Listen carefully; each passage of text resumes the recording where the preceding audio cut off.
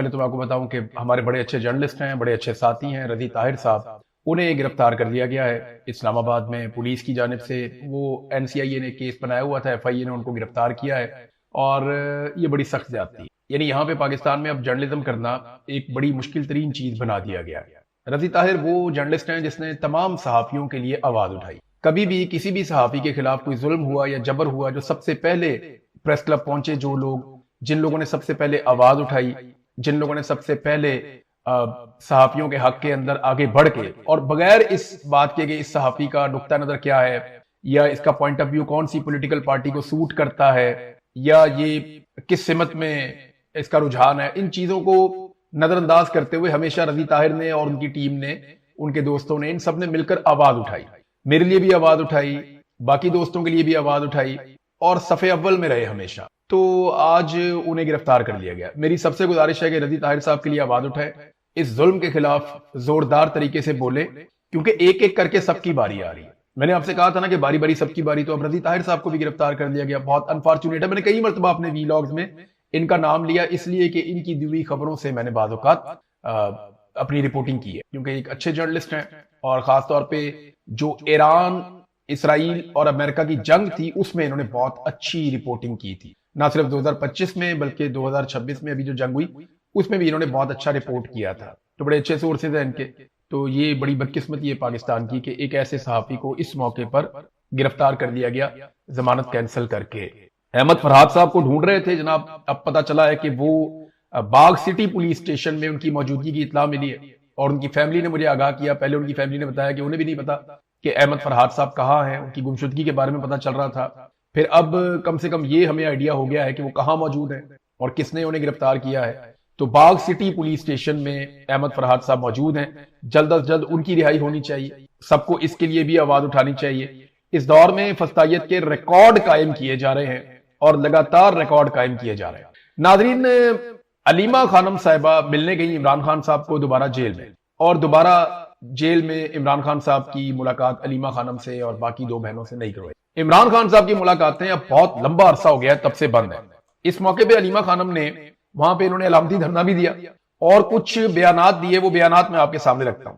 एक तो उन्होंने जो चीफ जस्टिस हैं इस्लामाबाद हाई कोर्ट के, उनके ऊपर उन्होंने तनकीद की। उन्होंने कहा हाई कोर्ट के चीफ जस्टिस ने क्रिमिनल हरकत की है, उनके बच्चे और फैमिलीज ये याद रखेंगे और रखना भी चाहिए। ये जो चीफ जस्टिस डोगर है ना, उनके बच्चे उनसे ये सवाल जरूर करें, आप हमारे भाइयों की तरह है, आप हमारी फैमिली की तरह है, आप लोग भी खानदानी लोग होंगे, लेकिन अपने बाप से आप लोग पूछें जरूर कि ये क्या कर रहे हैं, क्या ये इंसाफ है और कानून है। एक तो 15वें नंबर से आपके अब्बा जी को उठा के लाके लगा दिया गया यहां पे इस्लामाबाद हाई कोर्ट में और लगाया मिलिट्री एस्टेब्लिशमेंट ने एक आईनी तरमीम के जरिए से। तो अगर आ ही गए हैं तो इंसाफ करें ना। आप अपने वालिद से पूछें कि 1.5 साल हो गया उन्होंने इमरान खान का, जो कौम का सबसे मकबूल लीडर है, उसका केस क्यों नहीं लगने दिया। अपने वालिद से पूछें कि वो क्यों रोड़े अटकाते हैं। अपने वालिद से पूछें कि उनके फैसलों पर अमल दरामद नहीं हो रहा है, इमरान खान की उनकी फैमिली से मुलाकात नहीं हो रही, डॉक्टर नहीं मिल रहे। ये आपके वालिद की जिम्मेदारी थी, लेकिन वो ये नहीं कर रहे। आपके वालिद को क़यामत वाले दिन ये सारा नतीजा भुगतना पड़ेगा। अपने वालिद को रोकिए, इस दलदल में जाने से रोकिए। वो कैसे जवाब देंगे इतने सारे लोग जब क़यामत वाले दिन उनका गिरेबान पकड़ लेंगे। तो उनके बच्चों से, बच्चियों से मेरी गुजारिश है, जो जो जज साहिबान ज्यादती कर रहे हैं, जुल्म का हिस्सा बन रहे हैं, जो ब्यूरोक्रेट जुल्म कर रहे हैं, कत्लेआम कर रहे हैं, जो पुलिस वाले, जो बाकी एस्टेब्लिशमेंट के लोग, जो भी गलत कर रहा है, उनके घर में फैमिलीज तो है ना, उनकी बीवियां हैं, बच्चे हैं, वो उनसे पूछें, उनको रोकें कि ये जुल्म बंद कर दो।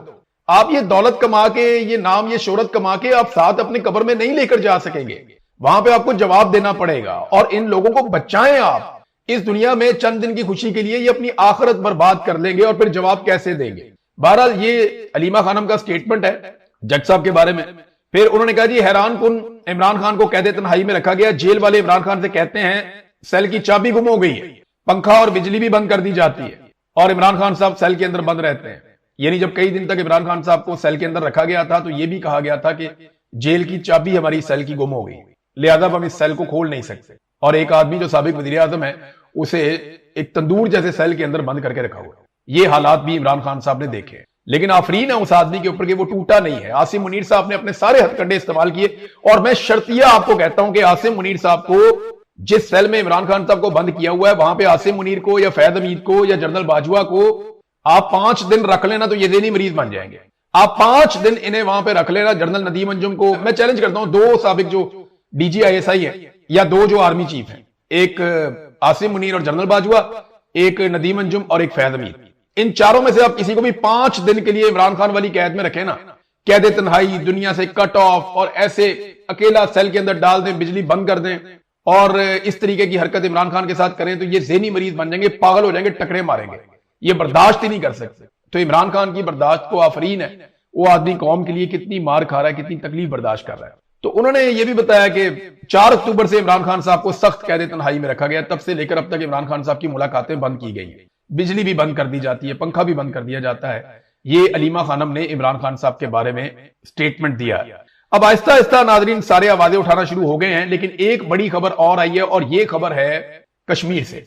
पाकिस्तान तहरीक इंसाफ के पास उसका इंतखाबी निशान बल्ला नहीं था, जो इमरान खान साहब का इंतखाबी निशान था, बल्ला तहरीक इंसाफ का, वो उनसे काजी फायज ईसा ने छीन लिया था। तब से लेकर अब तक किसी इलेक्शन में तहरीक इंसाफ को बल्ले का इंतखाबी निशान नहीं मिला।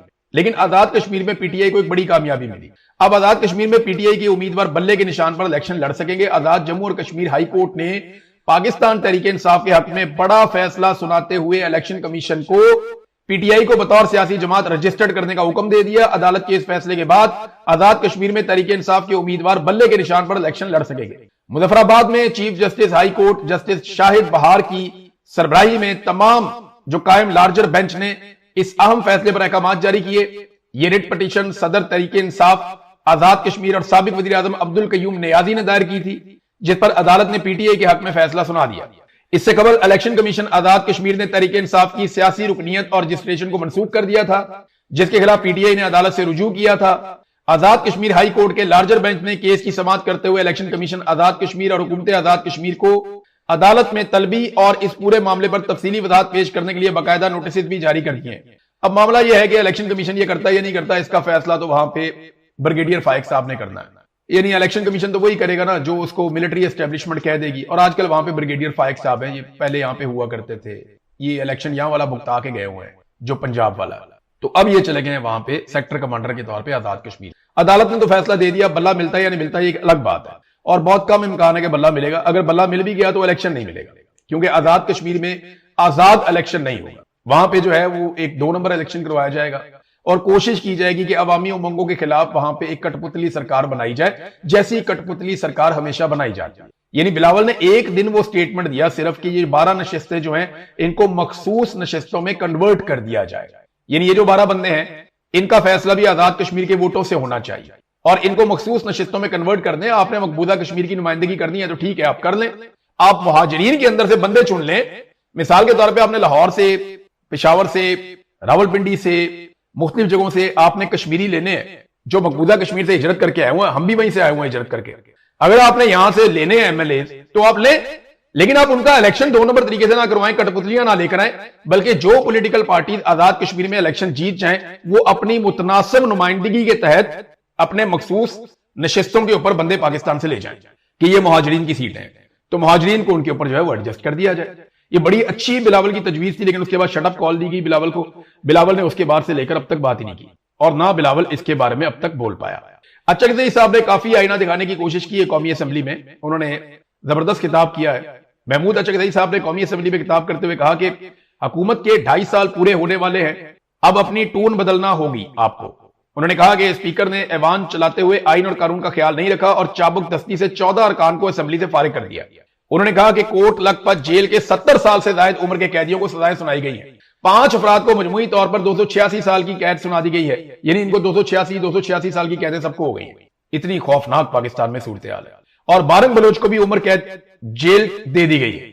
उनका कहना था कि आइन रोंदने और गैर जमहूरी हुकूमतों का साथ दिया गया है। महमूद अचकज़ई ने कहा कि कश्मीरी चीख रहे हैं, इनके पास आटा और बुनियादी जरूरियात नहीं है। इस मामले पर वजीर आज़म शहबाज शरीफ से भी बात की, मगर उनका अंदाज पसंद नहीं आया।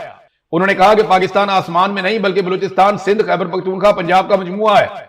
खैबर पख्तूनख्वा को पाकिस्तान क्यों नहीं समझा जाता, ये बात उन्होंने समझाई शहबाज शरीफ को, लेकिन शहबाज शरीफ साहब का तर्ज अमल कोई बेहतर नहीं था। उन्होंने देखें, कश्मीर में दवाइयों की और खुराक की किल्लत पैदा हो रही है। ये बात कश्मीर में हमें कई दोस्तों ने बताई है कि जनाब अद्वियात और खुराक की तरसील रोकी जा रही है। ये तो जिन लोगों ने पहले से बंदोबस्त किया हुआ था उन्हें आइडिया था कि एहतजाज लंबा चल सकता है, तो अब लगभग 2 हफ्ते होने वाले एहतजाज को, या ऑलमोस्ट हो गए 2 हफ्ते से भी बल्कि ज्यादा हो गए, क्योंकि 9 तारीख को इन्होंने एहतजाज शुरू करना था। आज जब आप वीडियो सुन रहे हैं तो 23 तारीख है, और ये एहतजाज तो उससे 3 दिन पहले शुरू हो गया था, 6 तारीख से। तो 6 से 23 तक अगर आप आते हैं तो काफी ज्यादा टाइम हो गया।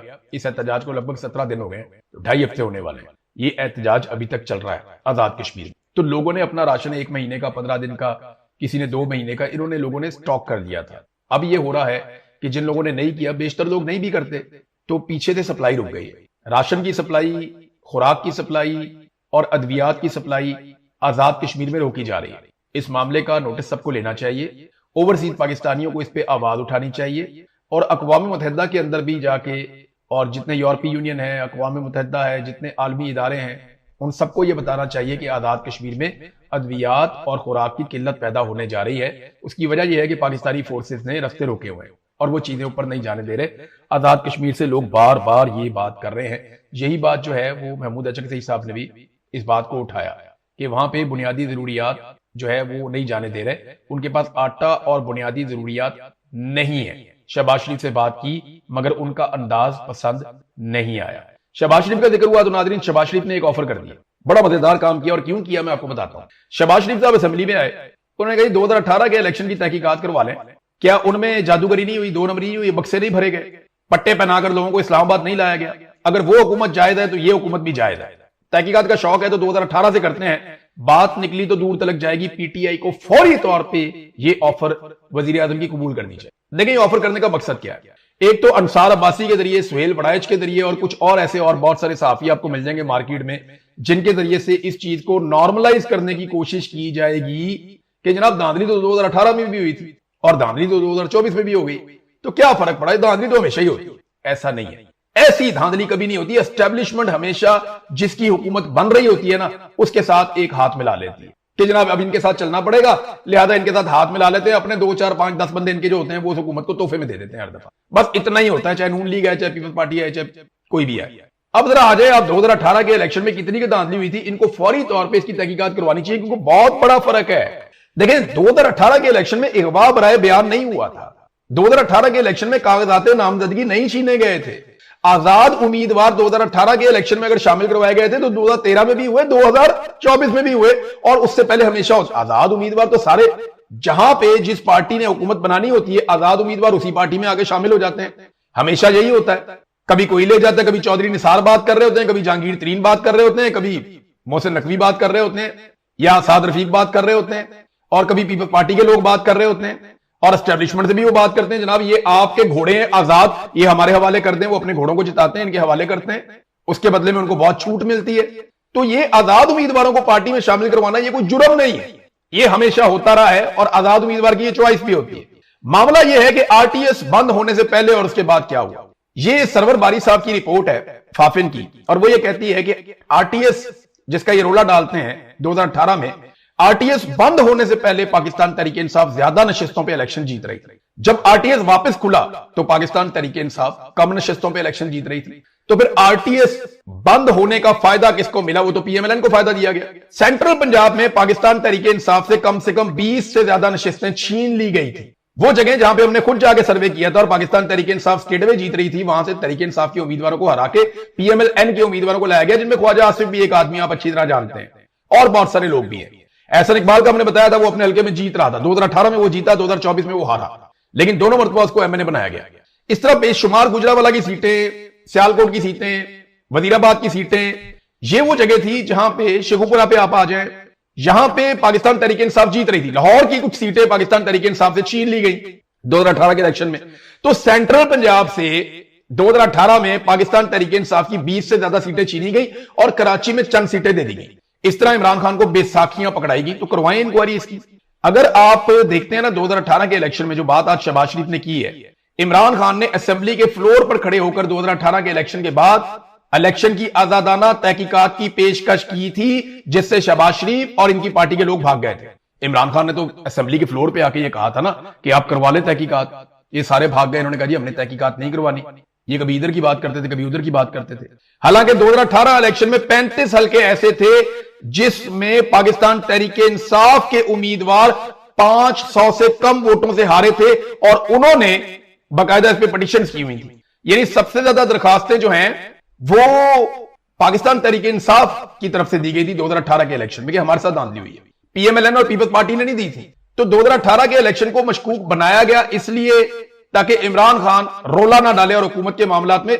मुझे अच्छी तरह याद है कि इमरान खान साहब के साथियों ने इमरान खान साहब को, एक दिन मैंने भी ये बात की थी, हम और जर्नलिस्ट भी गए हुए थे कि इमरान खान साहब आपको वो हुकूमत कबूल नहीं करनी चाहिए थी, आपके साथ धांधली करके आपसे सेंट्रल पंजाब में सीटें छीन ली गई थी।